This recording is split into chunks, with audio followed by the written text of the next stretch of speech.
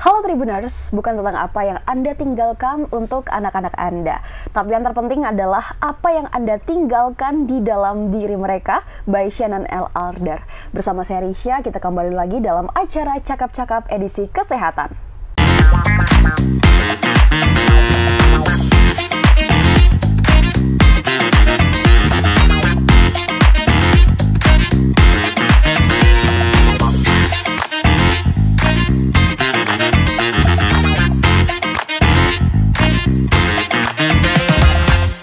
Anggapan bahwa jurusan kuliah akan menentukan arah karir di masa depan masih dipercaya banyak orang. Nah, sayangnya fakta yang di lapangan tidak demikian. Salah satu penyebab dari tingginya angka pengangguran yang dialami oleh pemuda berusia 20 hingga 24 tahun terjadi karena mismatch antara jurusan dan lapangan kerja yang menyebabkan banyak lulusan tidak bekerja di jurusan mereka. Nah, kondisi ini menggambarkan realitas di mana pilihan pendidikan tanpa kesadaran minat sangat mempengaruhi daya kerja. Dalam Cakap-Cakap Kesehatan kali ini, kita akan belajar bersama tentang pentingnya orang tua membantu anak untuk mengembangkan minat sehingga dapat mengurangi risiko salah jurusan yang berujung pada kesulitan anak mencari pekerjaan yang tepat di masa depannya. Nah, kali ini kita akan mengangkat tema yang sangat menarik dan bermanfaat, yaitu minat, warisan paling berharga dari orang tua untuk anak. Telah hadir bersama kita seorang narasumber yang istimewa nih, ada Mbak Diah Ayu Permatasari Gunawan, yang juga dikenal dengan nama Ayu Permata. Mbak Ayu, gimana kabarnya? Baik, baik terima ya, kasih. cantik sekali Mbak Ayu. Terima kasih. Anggun sekali, Ayu seperti namanya ya. Nah, Mbak Ayu ini berprofesi sebagai psikolog klinis dan juga certified hypnotherapist dari Adiwe Gunawan Institute of Mind Technology dan juga co-founder dari Growwell ya. Nah, Mbak Ayu akan berbagi informasi edukatif menarik tentang pemberdayaan diri remaja. Nah, langsung aja kita, karena topiknya sangat menarik ya. Ini bukan hanya untuk orang tua sebenarnya, tapi untuk kita-kita yang masih muda ini juga penting untuk mengetahui hal ini. Jadi Mbak Ayu, nah topik kita hari ini adalah tentang minat. Nah, bagi saya pribadi ini masih terdengar awam ya. Karena yang lebih sering saya dengar itu untuk anak, dan yang selalu menjadi concern bagi orang tua adalah tentang bakat anaknya. Penasaran deh Mbak, memangnya antara minat dan bakat itu berbeda? Oh, tentu beda dong. Dari namanya aja kan sudah beda ya. Kita samakan pemahaman dulu ya. Oke, jadi minat itu adalah ketertarikan individu terhadap suatu kegiatan atau aktivitas tertentu dan dia melakukannya itu konsisten terus-terusan. Nah, kalau misalnya minat itu seperti itu, kalau misalnya nyoba pedal nih, satu kali saya itu berhenti, nah itu namanya mau nyoba, bukan minat. Bukan minatnya. Nah, kalau di satu sisi yang lain, kalau bakat itu adalah ketika anak belajar atau melakukan kegiatan ini, dia dapat dengan mudah memahami atau melakukannya. Contohnya bakat atau inteligensi ini ada yang tipenya itu di musical, dia jago di main piano, jadi dia belajar sebentar lebih jago dibandingkan teman-temannya yang sama-sama mulainya. Karena dia punya bakat itu tadi yang benar. Jadi inteligensi ini ada. Atau di verbal, dia jago di kemampuan public speakingnya, atau numerical, dia jago di matematika dan sebagainya.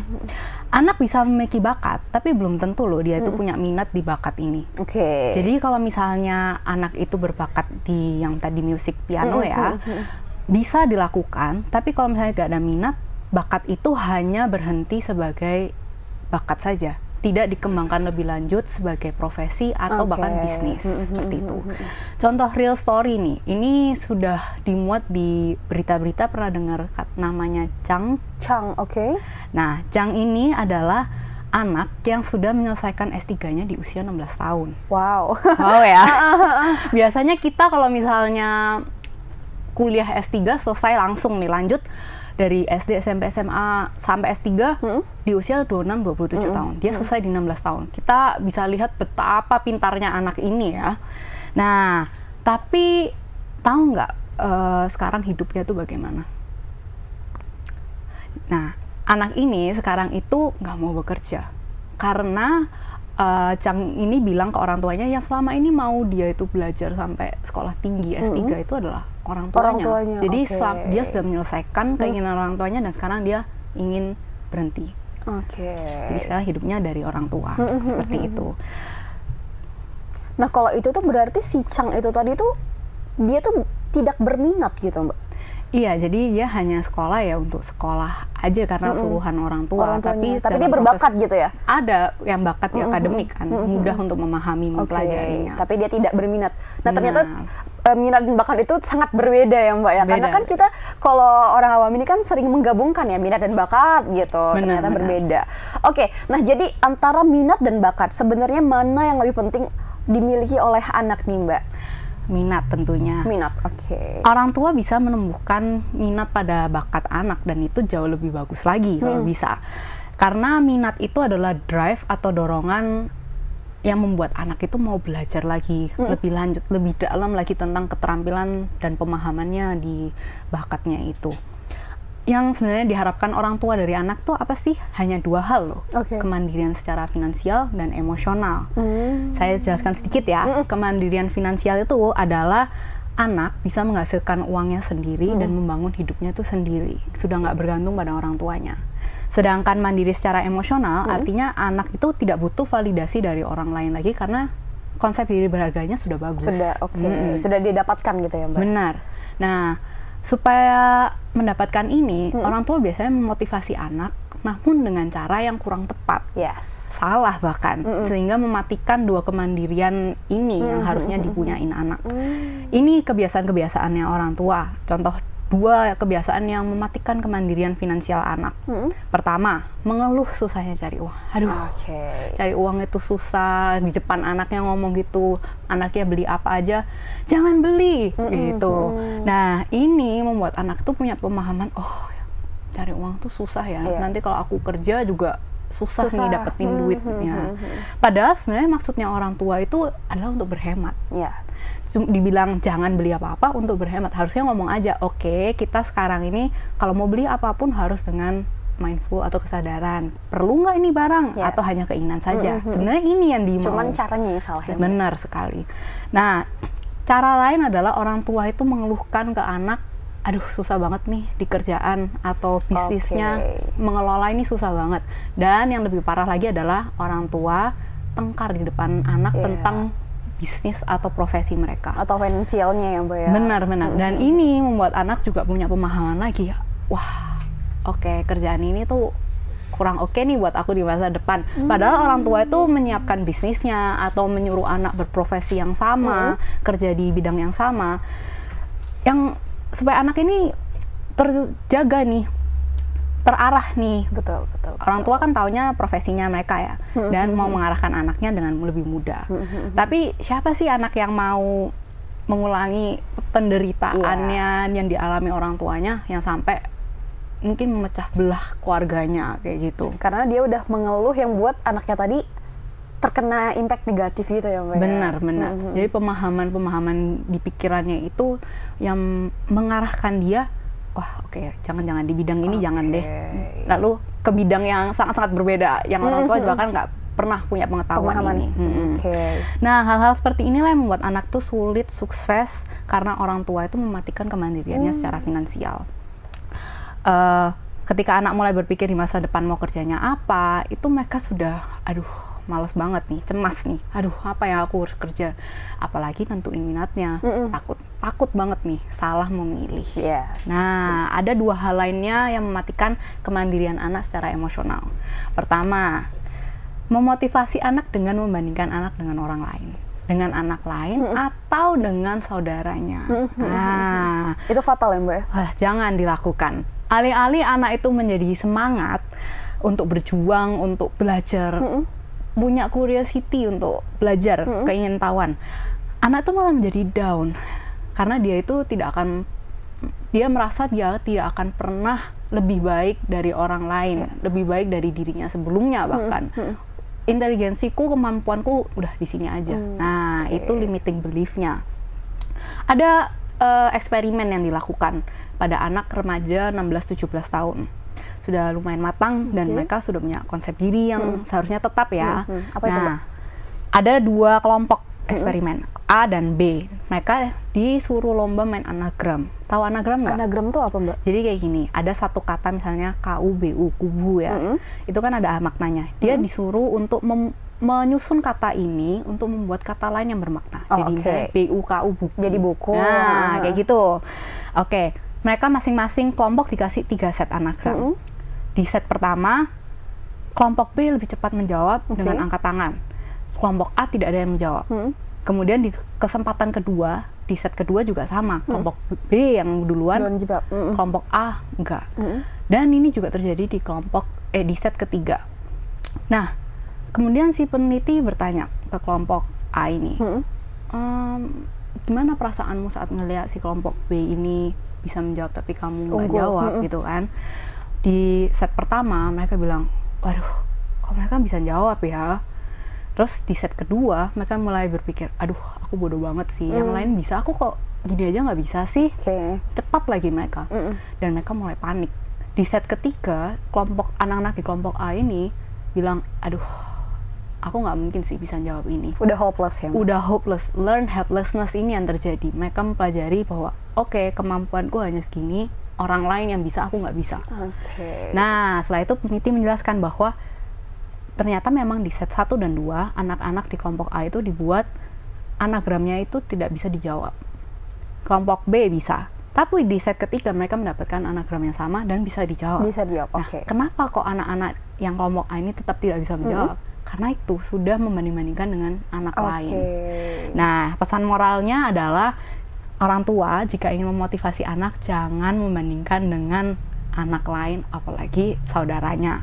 Karena orang tua adalah figur otoritas. Apapun yang diucapkan oleh orang tua pasti akan dipercaya anak sebagai kebenaran. Ini adalah strategi yang salah ya. Strategi yang lain adalah sering mengancam anak. Oh, siapa ini orang tua yang sering diancam? Kalau misalnya nggak belajar sekarang, nanti mama iniin, atau kamu nggak bakal bisa sukses ini, atau misalnya kamu bakal ditipu orang nih saat nanti udah besar. Nah, ini kan buat anak kayak waduh. Nah, anak itu nggak bisa dimotivasi dengan sesuatu yang jauh, dengan sesuatu sukses di masa depan itu belum ada gambaran.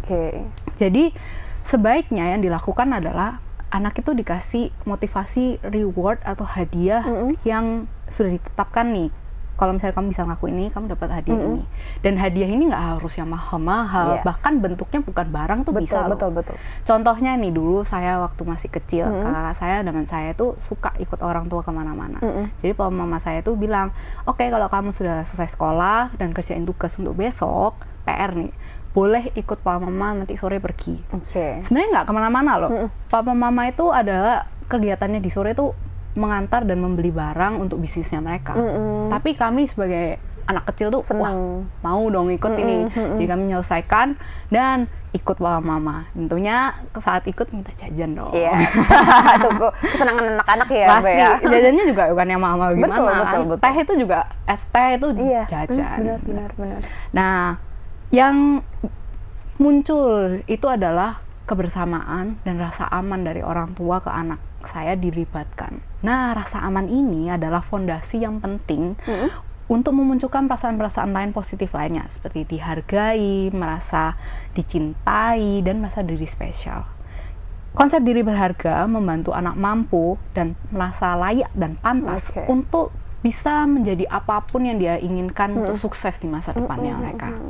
Nah, sekarang nih saya sudah menyampaikan hal yang salah ini. Mungkin orang tua yang mendengar sekarang ini ada yang merasa bersalah atau berdosa. Benar. Nah, tapi kita sudah tahu dan kita bisa memperbaiki. Nah, ternyata memang menjadi seorang orang tua itu bukan hal yang mudah ya, Mbak. Banyak hal-hal yang ternyata kalau kita ngelakuin itu berdampak fatal sama anak. Nah, jadi penting juga buat orang tua nggak hanya kita tuh melahirkan anak, mengurus anak, tapi juga kita tuh membentuk anak untuk mengarahkan mereka mengenai minat dan bakatnya tadi ya, Mbak ya. Nah, mungkin untuk Tribuners yang orang tua baru ya, yang anaknya masih kecil atau yang belum menikah juga, it's okay ya, kita bisa belajar bareng ya, Mbak ya. Ini tuh ada orang tua yang anaknya sudah remaja besar, ini juga masih bisa untuk dipelajari dan diterapkan. Dan untuk memperbaiki yang salah mungkin ya. Parenting ini sangat penting. Nah, ada nih Tribuners parenting class dengan tajuk membangun fondasi sukses masa depan anak.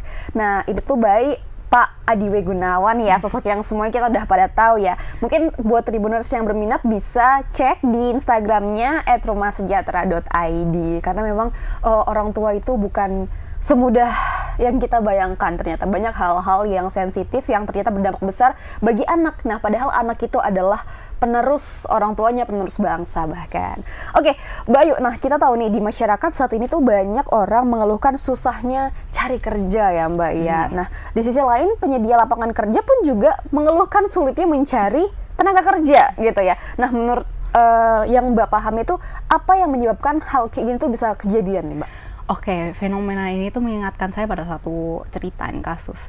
Saya minggu lalu baru saja bertemu dengan teman saya yang baru membuka usaha perusahaan dan dia buka lowongan kerja untuk bidang administrasi. Oke. Nah, tahu nggak yang pelamarnya tuh dari latar belakang pendidikan apa aja? Biasanya Apa itu Mbak? Admin, Kalau administrasi kan? Ya, admin. Ada ya. Nah, tapi ternyata banyak pelamar itu yang melamar tuh di bidang di latar belakang pendidikan tuh tidak ada hubungan dengan administrasi. Oke, nggak relate ya Mbak ya? Banyak dari teknik. Dan ada yang lebih mind blowing lagi dari hukum. Oke. Dan lucunya lagi, pelamar ini tuh sebenarnya saat lagi melamar ini kondisinya lagi magang di kantor legal. Tuh, ngapain dong dia ke administrasi yang kalau misalnya dia keterima jadi admin, dia akan mempelajari satu kemampuan kompetensi yang sangat berbeda dari yang dia sudah pernah pelajarin. Betul. Nah, fenomena ini menurut saya mencerminkan adanya mismatch antara ketersediaan lapangan kerja dengan kesiapan tenaga kerja yang ada, terutama di generasi muda. Saat ini generasi Z atau generasi usia produktif itu cenderung lebih memilih kerjaan dibanding generasi dulu ya. Yes.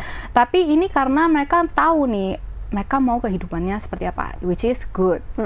Tapi sayangnya banyak dari saya juga Gen Z, dari kami itu yang merasa oke, ini udah kerja tapi salah jurusan nih. Lowongan yang dimau nggak sesuai nih dengan bidang pendidikan aku. Nah, ketika ingin bekerja sesuai bidang pendidikannya, ternyata itu udah nggak menarik lagi bagi dia. Tapi kalau misalnya bidang yang dia mau nggak sesuai. Nah, kebingungan ini seringkali membuat mereka itu memilih justru nggak bekerja. Dan justru gimana nongkrong atau main dengan sesama teman yang masih mencari kerja atau juga tidak bekerja. Sementara itu dari sisi penyedia kerja, perusahaan tuh membutuhkan tenaga yang benar-benar memiliki kompetensi yang sesuai dengan yang dibuka lowongannya ini. Nah, justru jurusan-jurusan yang kurang relevan dengan lowongan ini, maka terjadilah yang istilahnya ketimpangan atau mismatch tersebut. Mismatch, oke. Secara makro, hal ini tuh sangat berbahaya bagi kelangsungan kemajuan bangsa. Betul. Benar ya, banyak sektor yang kekurangan tenaga kerja yang tepat sehingga menurunkan produktivitas ekonomi, bahkan stabilitas ekonomi negara nih. Benar. Secara mikro, kondisi ini itu terjadi karena banyak anak muda yang tidak mengenali minat dan potensinya sejak dini. Sehingga minat, kalau misalnya kita bisa pahami lebih awal, arah pendidikan dan pengembangan kompetensi ini tentu bisa lebih terarah. Dia bakal kerjanya itu sesuai yang dia inginkan, dia sukain. Dan tentunya kesehatan mentalnya lebih bagus. Karena dampak kesehatan mental para pekerja sekarang yang tidak bekerja tidak yang dia sukain, itu bisa stres, burn out, rasa jenuh atau bosan hingga kehilangan motivasi. Jadi kerja hanya sekedar berangkat pulang, tidak ada rasa kepuasan. Benar. Itu yang padahal penting sekali. Nah, artinya menemukan minat ini sangat penting ya Mbak ya bagi anak ya. Nah, apakah anak itu bisa menemukan minatnya sendiri tanpa dibantu oleh orang tua Mbak? Bisa. Tapi umumnya anak itu yang tidak dibantu oleh orang tua itu menemukannya dengan cara tiga cara. Tiga cara apa tuh Mbak? Pertama, biasanya nilai rapot nih. Nilai tertinggiku apa nih? Kalau biologis, kayaknya bisa nih ke kedokteran, atau fisika, engineering atau sipil, atau kimia di lab pokoknya kerjaannya. Nah, yang kedua adalah ikut teman, atau geng, atau pacar bahkan. Aku sekarang ini masih belum tahu mau kerjanya di mana, nanti mau jurusannya ambil apa juga di kuliah. Maka ya udah deh, temanku ke universitas ini ambil jurusan ini, aku ikut aja dulu deh. Yang penting ada peer support group nih. Nah, jadi satu circle yang membantu tuh jadi kayak lebih semangat aja gitu ya Mbak ya. Benar. Atau di sosial media bilang kerjaan ini yang lagi ngehits, booming. Misalnya YouTuber, influencer, content creator. Nah, padahal tapi anak itu masih belum tahu loh di balik kesuksesan YouTuber influencer ini banyak steps yang dilakukan untuk mempersiapkan ini. Yang belum tentu anak itu sanggup juga, sanggup nggak, sesuai kemampuannya nggak itu. Atau misalnya figur otoritas atau yang dikagumi, idol, selebriti, atau artis, atau dari ramalan. Ini kerjaan bagus nih. Ada juga itu. Ada juga ya, Mbak ya.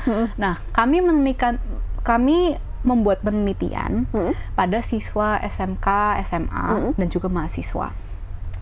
Fakta terjadi di masyarakat adalah 70% siswa SMA dan SMK itu tidak tahu dia mau ngambil jurusan apa ke depannya, atau kerja apa ke depannya.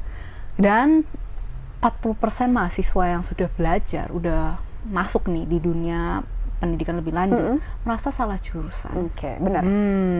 Bayangkan berapa kerugian ekonomi dan emosional yang ditanggung oleh anak dan orang tua karena minat ini tuh tidak dipetakan dari awal, lebih awal. Nah, saya mau kasih satu cerita lagi. Ada satu klien saya yang mengeluhkan anaknya ini nggak mau kerja keluar, maksudnya orang tuanya punya bisnis, dia nggak mau kerja dengan orang luar, dengan cari kerja lah pokoknya. Atau dia juga tapi nggak mau kerja dengan orang tuanya di toko ini. Lalu saya tanya ke orang tuanya, saat dulu dia masih penjurusan, itu gimana membantunya anak ini memilihkan. Nah, orang tuanya bilang, zaman sekarang ini anak itu nggak mau diatur-atur, bener kan? Betul. Lalu ya sudah, kami membebaskan aja anak itu mau belajarnya apa, which is good. Ini harapan ideal yang anak-anak semua mau kan, didukung orang tua, ada kebebasan memilih. Lalu saya tapi tanya lagi, lalu apa yang Anda lakukan nih selanjutnya, pendampingannya tuh gimana? Ya nggak ada, pokoknya anak dibebasin aja. Nah, sekarang tapi dampaknya seperti ini nih, anak jadi nggak tahu mau kerja apa, mau membantu orang tua kok nggak sesuai bidangnya, jadi ya gimana dong. Nah, ini contoh yang mengajarkan kita betapa pentingnya pendampingan orang tua dan pada pemilihan minat dan pengembangan anak ini. Apalagi remaja saat ini itu berada di sebenarnya persimpangan jalan yang besar. Bukan sekedar milih jurusan IPS IPA atau mau kuliah apa, itu hal kecil loh. Menurut anak remaja itu hal yang besar yang belum bisa terlihat dengan jelas. Dan orang tua perlu hadir dengan anak untuk mendampingi melalui proses diskusi, bukan instruksi. Diskusi bukan instruksi. Jadi memang berarti anak itu bisa menemukan minatnya sendiri, tapi juga tetap harus dari bimbingan orang tuanya ya, Mbak. Benar. Restu orang tua juga penting itu dia. Nah, gimana nih Mbak peranan orang tua yang tepat dalam membantu anaknya untuk menemukan minatnya itu, Mbak? Kalau misalnya ini anak masih kecil ya, SD, SMP, SMA boleh, orang tua itu bisa mendampingi anak dengan membuat anak itu mengeksplorasi berbagai bidang. Banyak hal. Keterampilan, pokoknya eksplorasi, stimulasi mereka dari bidang akademik, olahraga, seni, komunikasi, public speaking, sekarang ada coding, dan keterampilan lainnya. Dari sini, orang tua itu bisa mengevaluasi anak-anak itu tertarik, jago, atau sukanya di yang mana ini, dan bisa dibantu untuk melihat lagi nih, kira-kira keterampilan-keterampilan yang dipelajarin yang dia suka itu efeknya nanti saat kerja itu ada nggak? Dari situ dulu tuh. Contohnya yang lain nih dari keluarga kami, kakak saya itu lagi penjurusan SMA. Nah, mau di SMA-nya ini pilihannya IPS atau IPA. Terlihat simpel ya, tapi ini keputusan yang sangat besar bagi kakak saya. Biasanya anak pintar kemana? Ini kakak saya siswa yang pintar nih. Kalau yang saya tahu sih biasanya IPA ya, IPA ya, benar. Dan teman-teman kakak saya yang pintar juga masuknya ke IPA. Jadi kakak saya mikir, kita ke IPA, aku ke IPA juga nih. Nah, lalu dia diskusi nih dengan papa, ayah saya nih, gimana ya enaknya. Nah, papa saya yang sudah punya pengalaman banyak dan sebagai orang tua, karena hidupnya sudah lebih lama dari kami, punya pandangan. Cece saya, kakak saya ini mau nanti jadi psikolog. Dan menurut papa saya yang lebih inline itu adalah masuk ke jurusan IPS.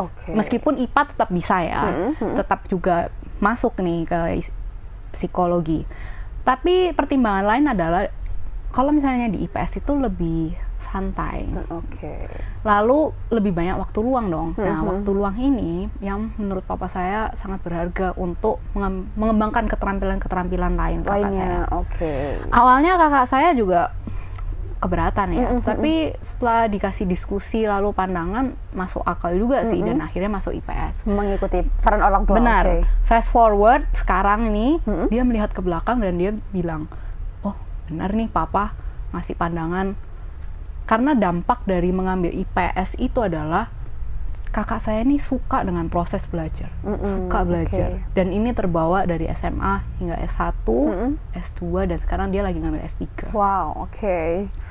Nah, sebenarnya inti cerita ini adalah yang paling penting dari orang tua itu adalah saat anak-anak lagi sekolah, menumbuhkan rasa suka anak pada proses belajar, pada belajar itu sendiri, sehingga apapun yang minatnya dia nanti mau, anak itu bakal mengejar, dia dengan sendirinya akan oke, aku mau cari tahu lagi, aku mau mempelajari, mendalami lagi nih, seperti itu.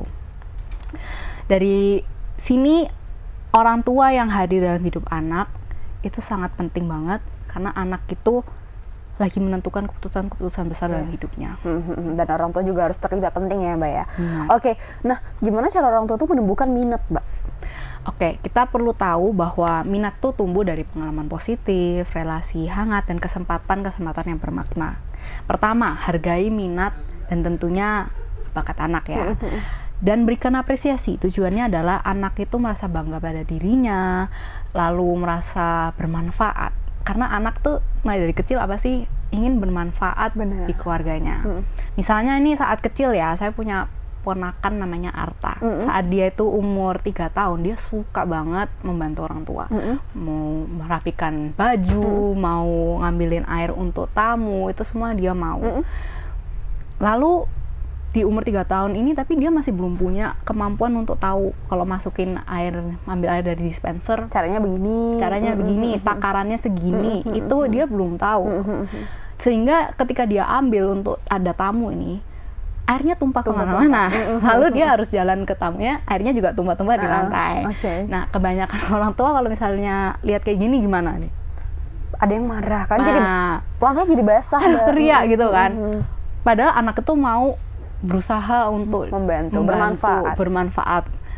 Nah, kami yang untungnya sudah tahu nih ilmu-ilmu seperti ini, psikologi ini tuh tentunya memberikan apresiasi dong. Wah, terima kasih ya Arta sudah memberikan minuman ini, sudah mau berusaha. Nah, tentunya setelahnya kita ajarin gimana sih caranya, airnya itu berapa banyak dan ngelapnya gitu.